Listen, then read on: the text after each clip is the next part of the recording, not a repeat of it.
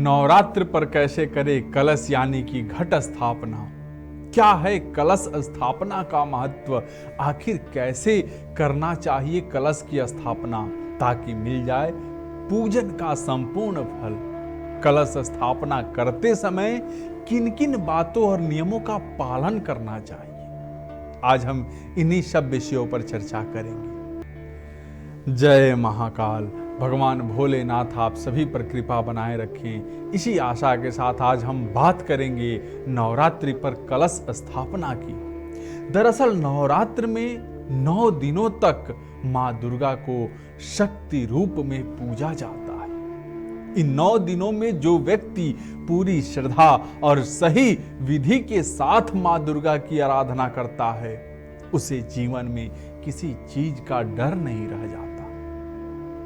साथ ही आपको बता दें कि नवरात्र के पहले दिन होने वाली कलश स्थापना का भी खास महत्व है, लेकिन पूजा का संपूर्ण फल प्राप्त करने के लिए कलश स्थापना करते समय कुछ नियमों का पालन जरूरी है।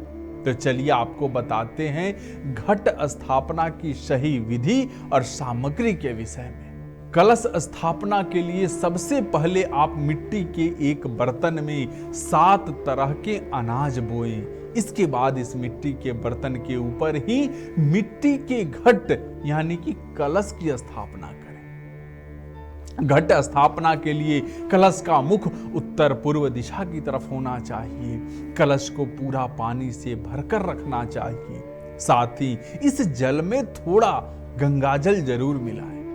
ब्रह्म मुहूर्त में उठकर सभी कामों से निवृत्त होकर स्नान आदि कर साफ कपड़े पहनने चाहिए। इसके बाद मंदिर या फिर जहां पर कलश स्थापना और मां दुर्गा की तस्वीर या मूर्ति स्थापित है, उस जगह को साफ सुथरा करना चाहिए। इसके बाद पवित्र मिट्टी में जौ या फिर 7 तरह के अनाज को मिला लेना है। अब कलश लेना है, उसमें स्वास्तिक का चिन्ह बना दें, उसके मुंह पर और कलावा बांध देना चाहिए। अब इसमें थोड़ा सा गंगाजल मिलाकर पानी दें और मिट्टी के ऊपर स्थापित करें। इसके बाद आम के 5 पत्तों को रखकर मिट्टी का ढक्कन रख दें और उसमें गेहूं चावल आदि भर दें। इसके बाद आप लाल रंग के कपड़े में नारियल को लपेटकर कलावा से बांध दें और कलश के ऊपर रख दें। इसके बाद भगवान गणेश, मां दुर्गा के साथ अन्य देवी देवताओं, नदियों आदि का आह्वान करना है। इसके बाद फूल, माला, अक्षत, रोली, चंदन इत्यादि पान, सुपारी, लौंग, इलायची से पूजन करना है। इसके बाद भोग लगाना है और जल अर्पित करना है। फिर धूप दीप जलाकर कलश की आरती करें। इसके साथ ही एक घी का दीपक जलाकर लगातार 9 दिन तक जलने दें। उसके बाद मां दुर्गा और उनके 9 स्वरूपों की पूजन शुरू करें और इस तरह से पूरे 9 दिन तक कलश की पूजन जरूर करना है। ध्यान रखना है कि आरती के दौरान घंटी जरूर बजाना है। फिर आरती के अंत में शंख बजाना है और मां दुर्गा का जयकारा भी लगाना है। इसके बाद परिवार के सभी लोग चौकी के सामने हाथ जोड़कर और सिर झुकाकर मां अम्बे को नमन करें। उसके बाद पूजन में रखे प्रसाद को घर के सभी सदस्यों में बांट दें।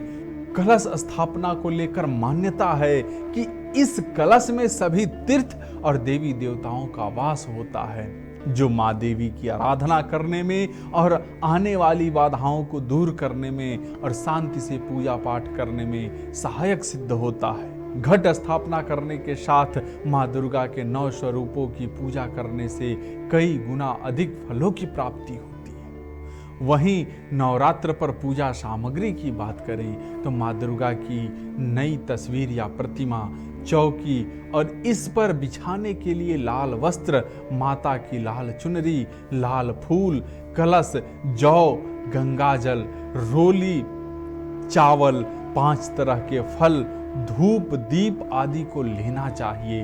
नवरात्रि के पहले दिन मां शैलपुत्री की विधि विधान से पूजन करके साथ ही घट स्थापना कर देनी चाहिए।